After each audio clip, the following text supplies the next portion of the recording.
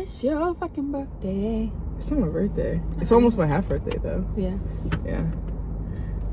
We're back. We're like, Yeah. okay.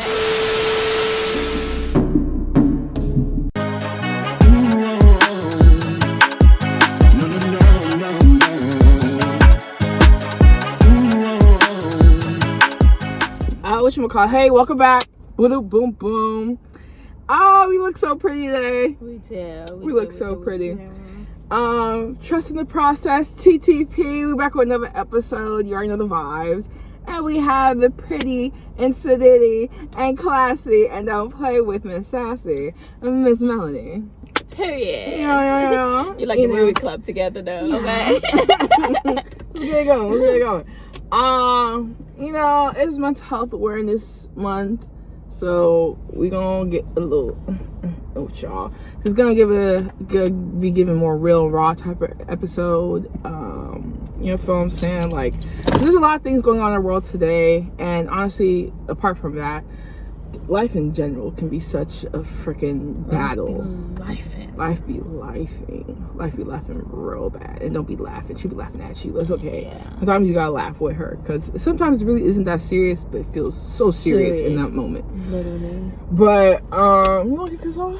How has been your mental check-in? How's been your mental state lately? Oh, don't get me started, Professor. Okay, let me stop playing. It be like that. Yeah, it be like that. You know how you said laugh for life? I'm laughing right now with life. Really? But mentally, exhausting. I've been like, I would say struggling, but my mind has a mind of its own. Okay, in the sense that physically I'm living, but mentally I am dead. In the sense, like, I am so drained. Right. Like, I went from, how do we call it, having everything, and in a split second I lost it all. That was literally my theme for last summer. Yeah. Like, it's not funny, but frick. Second I lost it all. It's so crazy, like, how life can change so instantaneously. So quick. It's like, you can't prepare for everything that happens. And that is, like, I feel like God really shows that in so many ways. But honestly, the way things are going on in the world, everything is so uncertain. And being certain in yourself in your own life is even 10 times harder. So what changes do you feel like, whether positive or negative, that have been happening lately that you have partaken in, and just also life that have been, like, helping or not helping with your mental state? I would say with me, my problem that I've realized is the spirit of procrastination is working overtime with me. And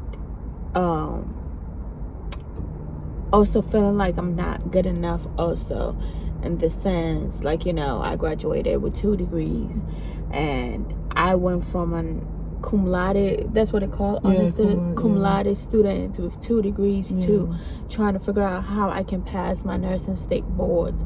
I've taken it twice and I failed, and it's like, okay, God, I know I'm not doing the most, but it's like I'm sacrificing things. And it's so hard, because now I'm like, okay, I'm seeing all my classmates that I graduate with pass the state boards, and I'm like, okay, is it that I'm slow, is it that I'm dumb? And it's like, okay, maybe Melanie, I realized, I sat down, I said, okay, Melanie, you didn't really put too much time into this and then that. So I'm like, okay, I'm gonna do this, I'm gonna study for 30 days. When I tell you, when the spirit of procrastination hold my nyash like this, they come snatch them. Snatch them, trying to take people away. I'm like, what? And it's like, I'm telling God, I am so tired. I want to do this and do this. And he's like, you know how you can see your blessing right there, but to pick it up and grab it is so hard. That is why I am in life right now. I've lost so much, and it's like, I see that I need to take my state boards and pass it, but I can't seem to get to it. Yeah. And would you say, like, maybe, like, you feel as if you checked all the boxes that you're supposed to? You went to school, you even graduated, surpassed the expectation, graduated with 2 degrees. So it's like, as far as what people say, life is supposed to be much easier now. It's supposed to be like, okay, this is the next step, next step, next step. And that's why I mentioned everything going on in the world also affecting our personal lives, because everything that happens, whether it be like you know, well, what's the word? Whether it be happening directly to you or just indirectly, it still has an effect on your mental state. So would you say, like, are there any things in your present life today or that you could maybe change to, not necessarily, because obviously it's very easy to say, oh, you can just do the things that you've been wanting to do, but putting it in action is so much harder, especially when you already are dealing with like your own mental health issues. So what do you feel like the structure of your daily task could, you know, impact, whether it be more positively or negatively? Is there anything, do you think it's just timing right now and just waiting and listening to God, or would you say there's things that, like, it's both sides, there's stuff that you could be doing too? I think there is probably stuff that I could be doing too, but it's like it has taken a toll on me so much that my mind tells me, hey Mel, you gotta get up and study, but my body, and it's like sneaky depression, because I've seen that I've lost everything to the point where I don't have no money to my name. I used to have bank in my account. Yeah, it's like you're grieving your old life while also trying to figure out the new. Figure out, what am I supposed to do? Is this what I'm really supposed to do, or am I the cause of me not moving? I feel stagnant, and being stagnant is making me depressed. Whereas I know that, okay, if I do pass the state board, so many doors are going to be open, but why can't I seem to pass it? And I'm like, okay, God, are you telling me something, or am I the problem too? Like, am I the one doing it? Because yes, I want to study, but the urge to study and the discipline to study is not there. So the reason why I ask all these questions, right, is because I feel like a lot of times in our daily lives, is especially in just the way things are in life has been, society has, you know, like, groomed us and stuff like that, it's not always so easy to see the physical and the spiritual, like we were talking earlier. So that's why I was asking, because I was like, there's only so much you can do in the physical, and I feel like a lot of times it's not just like stagnation, it's just stagnation from nowhere. Was a Bible verse that says, we bow not against flesh and blood, but the evils and the principles of the world. Exactly. So it's just like, I feel like, would you say sometimes, as far as the spiritual sense, it would feel like maybe this stagnation isn't just coming from me, but maybe I'm starting to progress, and there's things seeing me progress and start trying to put more blockages in my way? Because yes, no weapon formed against me shall prosper, but can there be blockages to deter our faith and deter and dishearten us to moving forward? Because we'll always get to our goal, but the things that are happening to keep you from getting to your goal, who are they really coming from? You get what I'm saying? Yeah, I think maybe that is also part of it, because I kid you not, my prayer life used to be here, and now it's down to 0. Like, I can't remember the last time I played gospel music until yesterday, and that was because my auntie was playing it for my nephew, and I ended up dancing. But you'll never catch me again picking gospel music to hear, to listen to, or you'll never see me putting on preaching to go to sleep with.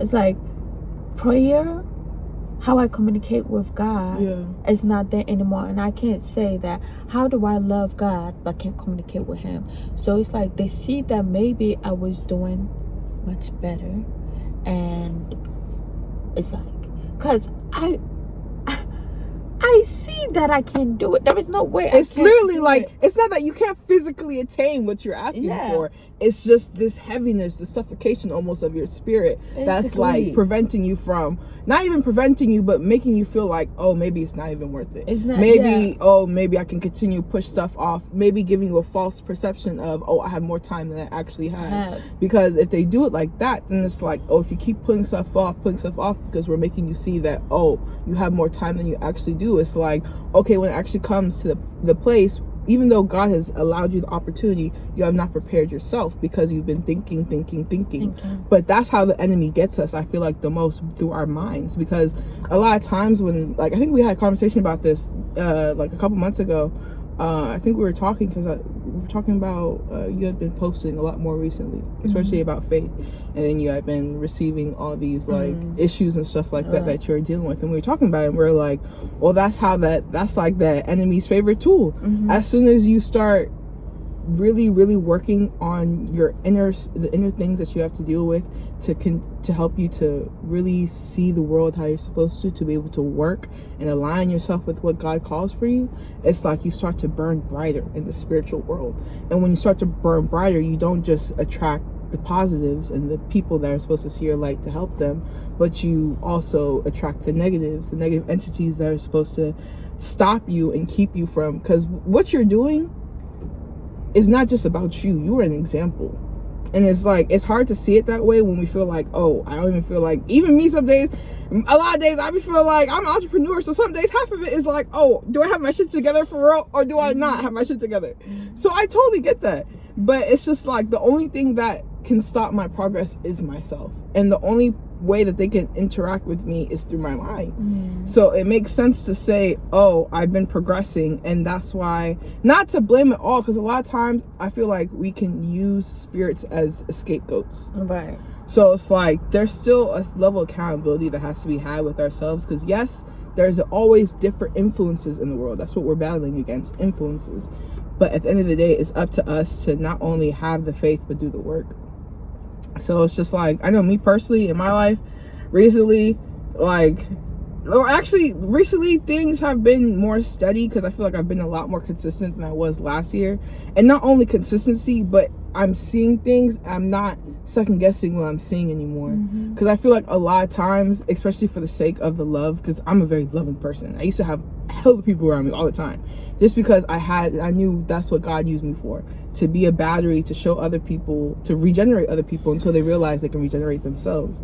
So it's like, a lot of times when I'm working with people, it's like I have to learn how to not get too into other people's energy, and then I start questioning my own stuff. Because a lot of times, like, I be on track, and then I be trying to take on other people that I care about, like, problems, and I end up not getting the same problems, but almost trick my mind into thinking like, oh, I have more on my plate than I can actually handle. And a lot of times it's not that, it's just I'm stressing myself out, and I need to reground myself and really focus on what's me and what's not me. But I don't know, man, like, I feel like mental health wise, I think another big thing has been being more regular with what I eat and how I eat. I think that helps me a lot, because I used to be so nutrition deficient all the time. Like, in high school, I played basketball almost like up until junior year, from like 4th grade. In high school, like, there would be weeks, mind you, I'm practicing almost every day except for Sunday, maybe, and I'm only eating like 2-3 times. Like, I was anorexic in high school, but I wasn't, you couldn't see it, but I wasn't eating. So it's like I was always tired, never had energy, and that kind of translated into my adult life, because I graduated high school a year early, but like I didn't go straight to like basketball college like I was supposed to, because I stopped playing basketball because some personal stuff that happened. So it was just like, okay, well, I'm basically a kid in an adult world taking in my kid habits. So for a long time, I kept that with me, and then I was just not necessarily sick, but there was only so much I could do in the day. I just never had enough energy. I was just always so tired. And then I feel like also me personally, when I don't upkeep with myself, it makes it easier for me to be receptive to spiritual attacks. Because a lot of times it's like that clarity comes from being whole and well within yourself and being grounded in yourself.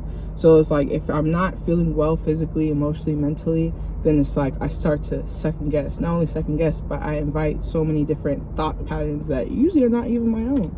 But I can't tell the difference and push it away, because I'm just have so much shit going on in my head.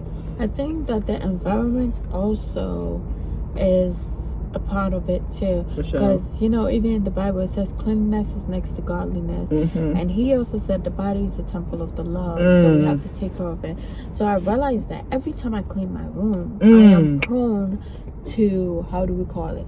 have seen my study table and see that my study table is naked. My computer has to be there, and I have to sit down and study. Right. But now I realize that clothes that, and mind you, I'm a very clean person, organized person.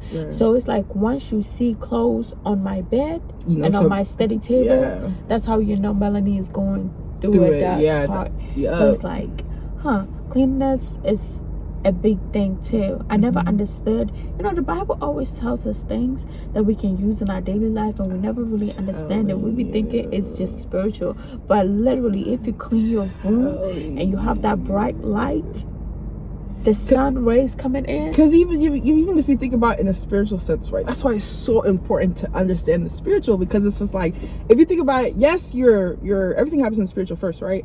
But yes, you're just clearing things, but you're also clearing energy. Everything is energy. So if you're removing or making space for new energy has to come in. But it's hard to bring new energy into place where it's already stagnant because things are not moving. So it's like you can't force things to move. You have to make the movement. You understand what I'm saying? That actually do make sense. You feel what I'm saying? So it's just like, I feel like everything.